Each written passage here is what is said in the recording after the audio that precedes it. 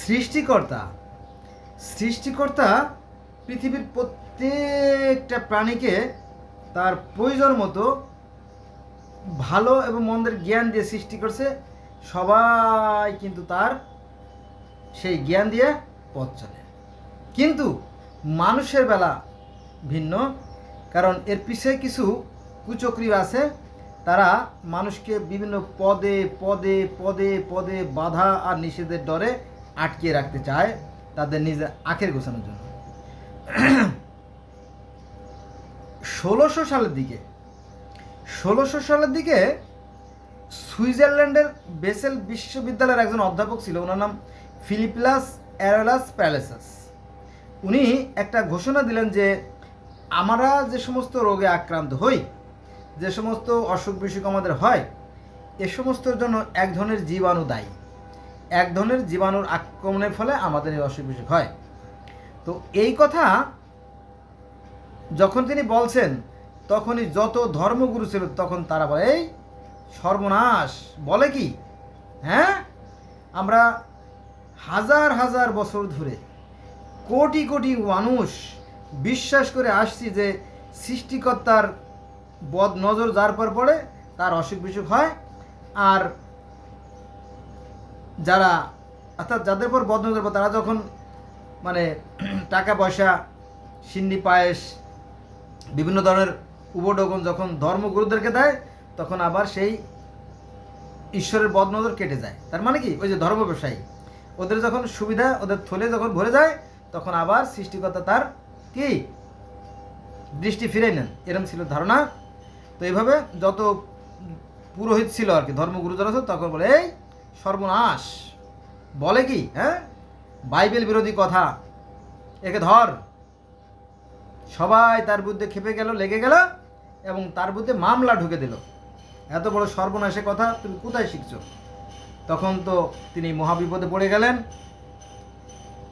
তো বিচারক দেখলেন যে ফিলিপাস অ্যারেলাস প্যালেসাসের পক্ষে কোনো মানুষ নাই।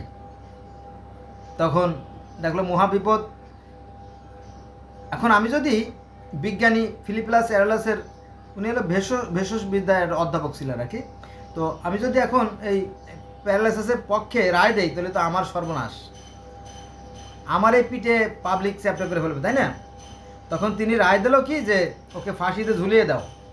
দেখেন, এই লোকটা মানে এই ফিলিপাস অ্যারেলাস প্যালেসাস, উনি ওনার সারা জীবনের যে কষ্টার্জিত যে জ্ঞান, মেধা, মনন, বিবেক, যে প্রাপ্তি, সেই জিনিসটা তিনি প্রকাশ করে দিলেন যে এক ধরনের জীবাণুর কারণে এই অসুখ বসুখ হয়। যদি আমরা এই জীবাণুকে ধ্বংস করতে পারি, তাহলে আমরা রোগ থেকে বাঁচতে পারবো। কত সুন্দর সাধনা! কিন্তু না, তার বিরুদ্ধেই মানুষ গেল ক্ষেপে, তাকে ফাঁসি রায় দেওয়া হলো। তখন দেখলো তো মহা বিপদ, আমার তো ফাঁসি হয়ে যাবে। তখন কি করলো উনি পালিয়ে, সুইজারল্যান্ড থেকে পালাইয়া নিজের দেশে চলে গেলেন। যাক, তিনি সেই যাত্রায় রক্ষা পেলেন। তারপরে বহুদিন পালিয়ে গেছে, জানেন তো, তাই না? আজকে 2025 সাল। আজকে আমরা যদি কোনো একটা অসুখ নিয়ে কোনো ডাক্তারের কাছে যাই, তখন ডাক্তার আমাদেরকে টেস্ট করতে পারে, জানেন তো। এবং blood test, স্টুল test, serum test, তাই না, ইউরিন টেস্ট, অনেক রকমের টেস্ট আছে যেটা করা হয়। এই টেস্টকে আমরা কি বলি? প্যাথোলজি বলি, তাই প্যাথোলজি করতে পাঠাই। প্যাথোলজি শব্দের আবার বাংলা অর্থ কি? রোগ নির্ণয়। প্যাথোলজি শব্দের অর্থ, বাংলা অর্থ হচ্ছে রোগ নির্ণয় করা। অর্থাৎ আপনি যখন ডাক্তারের কাছে গেলেন, ডাক্তার আবার আপনার টেস্টে পাঠালো। টেস্ট করার পরে যে ওষুধটা দেবে সেটা খুব দ্রুত কাজ করবে এবং আপনি আরোগ্য লাভ করবেন। মজার বিষয় না? এটা কি বিষয়? তো আজকাল অনেক দেখবেন যে মারা গর্ভবতী হলে তাদেরকে আল্ট্রাসাউন্ড করা হয়, বাচ্চা কী অবস্থা আছে, বাচ্চার কোনো ঘাটতি আছে কি না। ঘাটতি থাকলে সেটা আবার খাদ্যের মাধ্যমে সেটা পরিপূর্ণ করা যায়। তারপরে মাদেরকে টিটেনাস, তাই না? আগেকার দিনে মারা গর্ভকালীন সময়ে টিটেনাস উঠে বাচ্চাও মারা যেত, মাও মারা যেত, এরকম ঘটনা ঘটতো। কিন্তু আজকাল আর সহজে মারা যায় না, কারণ নির্দিষ্ট পরিমাণে টিটেনাস মাকে দেওয়া হয়, যেটা বাচ্চার কাজে লাগে। আর বাচ্চার ভূমিষ্ঠ পরে আবার নির্দিষ্ট দিন পরে আবার তাকে সেই দেওয়া হয় টিটেনাস দেওয়া হয়, কত সুন্দর তাই না? যক্ষা, বুকিং কাশি, ডিপথেরিয়া, ধনুষ্টঙ্কার, কত রোগ ছিল তাই না? সবগুলো থেকে আজকে মানুষ মুক্ত স্বাধীনভাবে জীবনযাপন, কিসের মাধ্যমে? সৃষ্টিকর্তার দেওয়া জ্ঞান কাজে লাগাইয়া। কিন্তু আর আমরা ওই জ্ঞানকে কাজে লাগাতে পারি না, কারণ এক শ্রেণীর নিশাচর প্রাণী আছে আমাদের ভিতরে, যারা সমাজটাকে, জাতিটাকে পিছন দিকে টানে, যারা বিভেদের প্রাচীর সৃষ্টি করছে। হ্যাঁ, সবাই বলে কাফের, মুশরিক। এইভাবে অনেক কাহিনী এর আগে ঘটে গেছে, আপনারা জানেন। তারপরও নতুন করে বলা, মনে করেন যে ইংরেজি পড়া হারাম, একসময় ছিল ইংরেজি পড়া হারাম, তারপরে একসময় ছিল প্যান্ট পরা হারাম, তারপরে একসময় ছিল বাংলা পড়া হারাম, আর এখন তো বিজ্ঞান চর্চা হারাম এখনও রয়ে গেছে। হ্যাঁ, কিন্তু এটা থাকবে না। এই যে বিজ্ঞান চর্চা যে হারাম, এটা থাকবে না, কখনোই টিকবে না। কারণ বিজ্ঞান শব্দের মানেই তো জানে না। বিজ্ঞান মানে কি? What is the meaning of bigyan? What is the meaning of science? They does not know. তারা এটা জানে না। বিজ্ঞান মানে জ্ঞান, বিজ্ঞান মানে হচ্ছে কি জ্ঞান। সৃষ্টিকর্তা যে জ্ঞান দিয়েছে তাকেই বলে বিজ্ঞান। এইটাকে যারা নিয়ে গবেষণা করে তারা উন্নতি লাভ করে, সেটা হচ্ছে বিজ্ঞান। তারপরে রেডিও শোনা হারাম, মাইক হারাম, অথচ যে মাইককে হারাম বলতো, দেখেন মজার বিষয়, দেখেন যে মাইককে হারাম বলতো সেই মাইক এখন প্রত্যেকটা মসজিদে আছে, প্রত্যেকটা মাদ্রাসা আছে, আবার প্রত্যেকের পকেটে আবার মোবাইলও আছে। আবার যে ছবি রাখা ঘরে হারাম, ভালো করে শুনে রাখেন, ছবি ঘরে থাকলে সেই ঘরে রহমতের ফেরেশতা ঢোকে না, অথচ প্রত্যেকের পকেটে কিন্তু আবার টাকা আছে, টাকায় আবার ছবি আছে। এমনকি সৌদি আরবের যে মক্কার যে মসজিদ, সেই মক্কার মসজিদ যারা হজ করতে যায় তাদের পকেটেও টাকা আছে আর টাকায় ছবি আছে। এই জিনিসটা নিয়ে আপনি একটু চিন্তা করে দেখেন কোথায় গিয়ে ঠেকছে। হ্যাঁ, এরা বলে একরকম, করে একরকম, ফলে এদের কোনো কল্যাণ নাই, মঙ্গল নাই। হ্যাঁ, এটা আর কি। তারপরে গান হারাম কিন্তু কোরআন হাদিসে নাই। আবার নবী মুহাম্মদ সাল্লাল্লাহু আলাইহি ওয়াসাল্লাম কিন্তু গান শুনছেন। একবার কোনো একটা বিবাহের অনুষ্ঠানে, এটা একটু ডিটেলস বলি, নইলে আপনারা ঝামেলা করে ফেলবেন, আপনারা জানেন তো। একবার খলিফা আবু বকর বা ওমর নবী মুহাম্মদ সাল্লাল্লাহু আলাইহি ওয়াসাল্লামকে নিয়ে গেছেন একটা বিবাহের অনুষ্ঠান নিয়ে গেছেন। নিয়ে যাওয়ার পরে উনি একটা খাটের পর বসছেন। তো খাটের পর বসা অবস্থায় পাশে যে রুম ছিল সেই রুমে মেয়েরা, ছেলেরা কিন্তু মেয়েরা গান গাচ্ছিল, এবং গানের ভিতরে একবার বলতেছিল যে আমাদের মধ্যে এমন এক ব্যক্তি আছে যে কিনা গায়েবীর কথা বলতে পারে, যে আমাদের মধ্যে এমন এক ব্যক্তি এইমাত্র উপস্থিত হলেন। আছে না বিভিন্ন সভা, বিভিন্ন অনুষ্ঠানে যেমন প্রধান অতিথি বা সভাপতি, ওরকম বাচ্চারা গান গাচ্ছিল, বলতেছিল যে আমাদের মধ্যে এমন এক ব্যক্তি বর্তমানে উপস্থিত হয়ে গেছেন। নবী মুহাম্মদ সাল্লাল্লাহু আলাইহি ওয়াসাল্লাম কথা বলতেছিল যে তিনি গায়েবের কথা বলতে পারেন, এমন একজন। তো তখন নবী মুহাম্মদ সাল্লাল্লাহু আলাইহি ওয়াসাল্লাম বলেন নাই যে গান গাইতে নিষেধ করে, তা বলেন নাই, কিন্তু বলছে যে এই ওমর, বলো যে এই বাচ্চাদেরকে বলো গায়েবের কথা আন্দাজি না বলতে, এমনি ওরা সাহাবীদের গুণগান গেয়ে যাক, গান গাক, তাদের সমস্যা নাই, কিন্তু গায়েবের কথা না বলে। এটা কিন্তু সহিহ হাদিসগুলোতে রয়ে গেছে। কোন হাদিস আমি পড়ছি আমার মনে নাই, তবে ঘটনা সত্য। ঠিক আছে, যাই হোক, এই নিয়ে বাড়াবাড়ি করে, ছোটো ছোটো বিষয় নিয়ে বাড়াবাড়ি করে। তারপরে টিভি দেখা হারাম, অথচ অনেকের ঘরে টিভি আছে কিন্তু লুকাই দেখে। তারপরে মোবাইল ব্যবহার করা হারাম, জানেন তো তাই না? তো তারপরে ইহুদি পণ্য ব্যবহার করা হারাম। তাহলে ইহুদি পণ্য ব্যবহার করা হারাম, কিন্তু মেহমান আসলে দেখবেন চাদর দিয়ে ঢাইকে আবার কোক ঘরে নিয়ে যায়। এগুলো সব হাস্যকর ব্যাপার সবার। যাক, আমাদের গভীরভাবে চিন্তা করা দরকার যে আসলে সমস্যাটা কোথায়। তারপরে আমাদের বাংলাদেশের লোক সংখ্যা কেন বেশি জানেন? ওই যে সময় মতো বড়ি খায় নাই আগেকার দিনে, অর্থাৎ বাংলাদেশের সম্ভবত 61, 62 বা 63 সালের দিকে পরিবার পরিকল্পনা পদ্ধতি প্রথম চালু হয় আর কি। তখন এই আলেমরা ফতোয়া দিত যে যারা বড়ি খাবে তাদের গোরাজাব কখনোই মাফ হবে না, তাদের কঠিন গোরাজাব হবে, এরকম কথা বলতো আর কি। গোড়া এই যে মানে বর্তমান বাজারে যে আপনার ফার্মেসিগুলোতে যেমন সুখী, তারপরে মায়া, ফেমিকন, নটেড 28, হ্যাঁ, ওভারস্টেট গোল্ড, এই যে যে আছে মানে মানে মেথড, ফ্যামিলি প্ল্যানিং মেথডগুলো আছে, সেইগুলো কঠোরভাবে নিষেধ ছিল। শুধু কি নিষেধ, নিষেধ থাকলে কোনো দুঃখ ছিল না যে এগুলো ব্যবহার করা যাবে না, এগুলো খাইলে পরে ঈশ্বর বিরোধী বা ধর্ম বিরোধী কাজ। কিন্তু কি করেছে জানেন, এই যে সমস্ত পরিবার পরিকল্পনার যে সমস্ত অফিস ছিল, সেই অফিসগুলোতে আগুন লাগাই দিছে। ফ্যামিলি প্ল্যানিংয়ে যে অফিসগুলো ছিল, সেই অফিসগুলোতে এক শ্রেণীর অন্ধ ধর্ম ব্যবসায়ীরা তারা কী করছে, আগুন লাগাই দিয়েছে। ঠিক আছে, শুধু তাই না, এই পরিবার পরিকল্পনার সাথে যে সমস্ত স্টাফরা চাকরি করতো তাদেরকে অনেকে মারছে, মাইরে ফেলাইছে। এরকম অনেক কাহিনী পাওয়া যায়।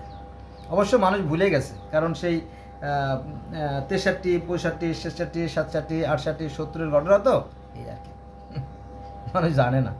এখন খোলামেলা বিক্রি হচ্ছে। এখন কি শুনবেন যে কোনো হাফেজ সাহেব, কোনো কারি সাহেব, কোনো পীর সাহেব তাদের এক বউয়ের 12টা, 14টা, 16টা, 18টা বাচ্চা আছে? নাই। এরপরে আসেন ছবি তোলা হারাম। ছবি তোলা হারাম শুনছেন তো? ছবি তোলা হারাম, এটা আপনার 80-এর দশকে, 80, 85 এই সময় বা 90ও এই সময় ছবি তোলার ব্যাপারে খুব কড়াকড়ি মানে ওয়াজ করতো হুজুরা, যে ছবি তোলা হারাম, যারা ছবি তুলবে তাদের পাপ কখনোই ক্ষমা করা হবে না। হ্যাঁ, এরকম কি। তারপরে আর একটা গুরুত্বপূর্ণ বিষয় হচ্ছে VSC, voluntary surgical contraception. That's mean পুরুষদের স্থায়ী বন্ধকরণ আর কি, বা নারীদের যে যে বন্ধকরণ, এটা করলে পরে তাকে জানাজাই পড়ানো হবে না। জানাজা নিষেধ। হ্যাঁ, আরেকটা ইন্টারেস্টিং ব্যাপার, সেটা হচ্ছে যে আপনার যে নারীদেরকে ঘরে বন্দি করে রাখা। আমি তো গ্রামেরই ছেলে, তো অনেক সময় অনেকে গর্ব করে বলতো যে আমাদের বংশের কোনো মেয়ে হাই স্কুলে যায় না, আমরা তার আগে বিয়ে দিয়ে দিই। বিরাট কিছু এটা করে ফেলাইছে, মানে ওই বংশে খালি মূর্খ ভরা, খালি জন্ম দিয়ে একেবারে ভরে ফেলাইছে। কিন্তু মানুষ করে নাই, লেখাপড়া শেখায় নাই, মানুষ হয় নাই, হ্যাঁ, রসতলে চলে গেছে। এটা নিয়ে আবার তারা গর্বও করে, আমার বংশের কোনো মেয়ে হাই স্কুলে যায় না। বিবাহর কথা যখন আসলো, আরেকটা গল্প বলি। মনে করেন যে একটা ছেলে বিবাহ দিতে গেছে এক বাড়িতে, এক গ্রামে, ভালো কথা, কিন্তু ওই দেনা পাওনা মানে যৌতুক নিয়ে একটা ঝগড়া শুরু হয়ে গেছে। মেয়ের মামা বলে যে না, আমরা 1 লাখ টাকা দিতে পারবো না, আমাদের সাথে কথা হয়েছে 50,000, আমরা 50,000 দিব। এই নিয়ে ছেলের বাপের সাথে তর্ক, পরে সে বিয়েই হয় নাই। কিন্তু তারা বিয়ে করতে এসে বউ না নিয়ে চলে যাবে, এটা হতে পারে না। বলো যে দেখো শিয়ানা মেয়ে আছে কিনা। শিয়ানা মানে কি, সাবালিকা, উপযুক্ত মেয়ে। তখন পাশের বাড়িতে মেয়ে আরেকটা ধরে সাথে সাথে বিয়ে দিয়ে নিয়ে গেছে। অথচ এগুলো কিন্তু ইসলাম বিরোধী। বিবাহ যেহেতু একটা আজীবনের একটা সম্পর্ক, সেক্ষেত্রে যাচাই বাছাই, তথ্য উপাত্ত নেওয়া, মেয়ের অন্য কোথাও কোনো সম্পর্ক আছে কিনা, এই মেয়ের কি এতে সম্মতি আছে কিনা, ওই সমস্ত কোনো বালাই নাই। মেয়ের বাপ ছিল মজলিসে, সে বলল যে আমার তো একটা উপযুক্ত মাইয়া আছে, ধরে সাথে সাথে বিয়ে দিয়ে নিয়ে গেল। তারপরে আবার হয়েছে কি, মাস 3 পরে দেখা গেলো যে এই মাইয়া সুবিধে না, ভালো ডাল রাঁধতে পারে না, দে ওই মায়ের তালাক দে। কত সস্তা, তাই না আমাদের ধর্ম? এই হলো অবস্থা। তারপরে ইদানিংকালে যে সেগুলো আছে, যে ইদানিংকালে মানে এখন আবার মোবাইলে কোরআন শরীফ পড়া হারাম। মোবাইলে কোরআন শরীফ পড়া হারাম। এইভাবে অসংখ্য অসংখ্য অসংখ্য অসংখ্য বাধা নিষেধের ডরে কি আমরা। আরেকটা ইন্টারেস্টিং কথা বলি, দেখবে যে আমাদের এই বাংলাদেশ থেকে সম্ভবত 3 লক্ষ বা 5 লক্ষ এরকম মানে গৃহকর্মী সৌদি আরবে নেওয়ার কথা ছিল। তো তার মধ্যে 80-90 হাজার মতো চলেও গেছিলো সেখানে, কিন্তু ওখানে গেলে খালি ধর্ষণ করে, খালি ধর্ষণ করে। ধর্ষণ করতে করতে অনেকে আছে আত্মহত্যা করছে, অনেকে আত্মহত্যা করছে, আবার অনেকে কোলে বাচ্চা নিয়ে আসছে, অনেকে পেটে বাচ্চা নিয়ে আসছে, আবার অনেকে বাচ্চা নষ্ট করছে, এরকম কাহিনী। এখন তারা তো আমাদের দুলাভাইরা যেহেতু আকাম করছে, তো এই দুলাভাইদের কথা তো বলা যাবে না, বললে পরে চাকরি থাকবে না, কেমন একটা জ্বালা, তাই না? এগুলো নিয়ে বিভিন্ন পত্রপত্রিকা, বিভিন্ন মিডিয়ায় কিন্তু খুব ব্যাপক আকারে প্রচার করলেও এ ব্যাপারে কারো মাথা ব্যথা নাই, কারণ তারা আমাদের দুলাভাই, তো তারা এগুলো করতেই পারে। হ্যাঁ, এটা জায়েজ আছে, কেমন কথা, তাই না?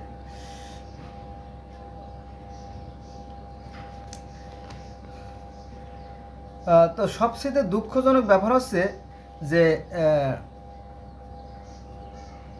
85-90 এই সময় আমি দেখছি আমার চোখের সামনে যারা ধর্মগুরু তারা কি করে জানেন, তাবিজ বিক্রি করে, তাবিজ, হরেক রকমের তাবিজ, জাদু টুনা বান কুফুরি কালাম, হরেক রকমের তাবিজ তারা বিক্রি করে, পানি পড়া সুতা পড়া। তারপরে আপনার আছে না, এই যে কাঁচের যে প্লেটগুলো আছে, অর্থাৎ সিরামিকের যে প্লেটগুলো আছে, ওখানে তারা তাবিজ লেখে। তাও কি জানেন, জাফরান কালি দিয়ে তাবিজ লেখে। তারপরে ভোজ পাতা, বাজারে এক প্রকার পাতা পাওয়া যায় ভোজ পাতা, সেই ভোজ পাতার পরে ছোটো ছোটো করে তাবিজ লেখে। তারপরে রুটি আছে, রুটি দেখেন, রুটি এগুলো অনেকে খবর রাখে না, গ্রাম অঞ্চলে কিন্তু এগুলো ঘটে। রুটি মানে রুটিকে আগুনে সেকা যাবে না, আগুনে সেকলে পরে ওই কালামের গুণ থাকবে না, এই জন্য রুটি বানাইয়া রোদে শুকাইয়া তারপরে আরবিতে তাতে তাবিজ লিখে লিখে সেটা খাওয়ায়। এমনকি ছোটোবেলায় আমি দেখছি যে ওই চোর হয়েছে আপনার ধান চুরি হয়েছে 5 মন ধানের দাম কত, 500 টাকা ছিল, 100 টাকা মন।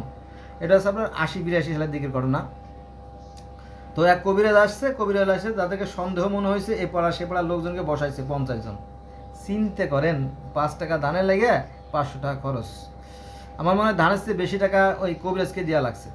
পরে আমার মনে আছে যে মন্ত্রটা পড়ে মানে মাটিতে কোপ দিছিল ছুরি দিয়ে, সেটা আমার মনে আছে। সেই দোয়াটার নাম আছে ইয়া সুম্মান জালা। এটার মানে আমি জানি না, ইয়া সুম্মান জালা তো জানি না। হাতে লম্বা ছুরি, মানে ওই দাগ কাটে, মানে লোক বইছে 30 জন 35 জন, চোর, ধান চোর, এর মধ্যে যে ধান চোর সে ধরা খাবে, আর বাকিরা ধরা খাবে না। মানে এই যে আটার যে রুটি, যেগুলো আগুনে সেকানা রোদে শুকিয়ে বানানো, এটা খাইলে যার গলা আটকে যাবে, যে গেলতে পারবে না, সে চোর। এখন অনেকে আছে আতঙ্কে, লজ্জায়, সংকোচে, ভয়ে, তো তার মানে গলা আটকে যেতে পারে, তাই না? শুকনো রুটি খাওয়া যায় বলেন? শুকনো তো খাওয়া যায় না। তো এগুলো একটা ভণ্ডামি আর কি, পুরোপুরি ভণ্ডামি। এগুলো অবশ্য বন্ধ হয়ে গেছে। তো ওই কবিরাজ ওই লোকের চারপাশ থেকে ঘুরতেছিল ছুরিতে দাগ কেটে, ওই বানর খেলার মতো, আর ওই ছুরি মাটিতে কেটে বলছিল ইয়া সুম্মান জালা। আমার মনে আছে, সেই কথাটা মনে আছে এখনও। তো এলো ভণ্ডামি। তারপরে বাগেরহাটে গেলাম একবার, এটা হচ্ছে 90 সালের দিকে। তো টাকা চুরি হয়ে গেছে, টাকা চুরি হয়ে গেলে জেন চালান দিয়েছে, জেনে টাকা নিয়ে আসবে। একটা খালি কলসের পরে পাটা দিয়েছে, পাটা দেয় মানে যার নামই দেয় সেটা ঘুরে আমার চোখের সামনে। আমার মানে এভাবে, হ্যাঁ, যে চুরি করছে তার ক্ষতি হয়ে যাবে, সে তাড়াতাড়ি ওই টাকাটা রান্নাঘরের যে চাল, রান্নাঘরের যে বেড়া আর কি, বেড়ার সাইডে গুঁজে দিয়ে গেছে টাকা, 300 টাকা, মাত্র 300 টাকা। আমার সামনের ঘটনা, আমি ছিলাম সেই অনুষ্ঠানে। হ্যাঁ, তারপরে আরও শোনেন ঘটনা, এই যে বাটি চালান, চটা চালান, ঘটি চালান, বদনা চালান, দেখেন তো আজকাল ইউটিউবে গেলে দেখবেন যে বাটি চালান দিচ্ছে, এগুলো ভণ্ডামি, 100% ভণ্ডামি। তারপরে আবার আপনার আয়না তপন করে, আয়নার ভিতরে চোর দেখা যায়, চোর বা ডাকাত দেখা যায়, হ্যাঁ, ছেলে হারাই গেছে দেখা যায়, হ্যাঁ, এগুলো ভণ্ডামি, এগুলো এখনো চলছে। ওই যে কালির সাধন, কুফরি কালাম, দেখবেন বাসে, ট্রেনে, লঞ্চে চলতে গেলে দেখবেন এখনও সেই অন্ধকারে আমরা পড়ে আছি, নিশাচর প্রাণীর মতো। এগুলো অন্ধবিশ্বাস, কুসংস্কার।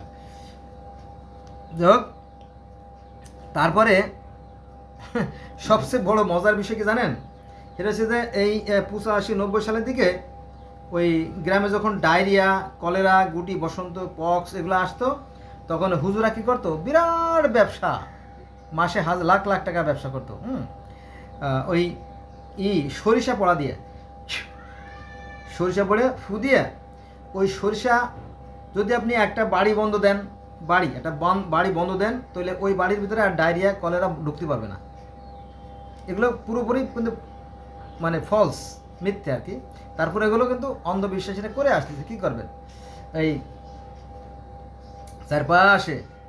চারপাশে বাড়ির চারপাশে সরিষা পড়া দেয়, বলে যা যা যা কাবো যা ফুস হাস, কী হয়েছে, আর তোর ঘরে কলেরা গুটি বসন্ত ঢুকবে না, দে দে হাদিয়া দে, পকেট ভরে নিয়ে চলে যায়।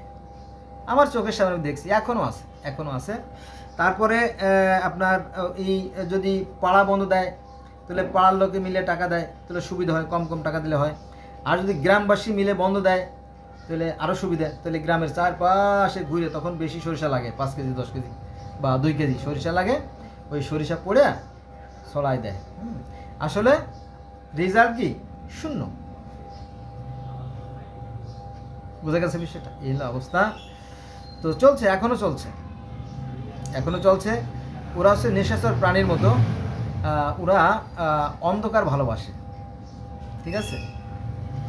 কিন্তু আধুনিক যে আপনার যে ওই যে আপনার কী বলেন, পেসমেকার, হার্ট, তারপরে এনজিওগ্রাম, আল্ট্রাসোনোগ্রাম, তারপরে আপনার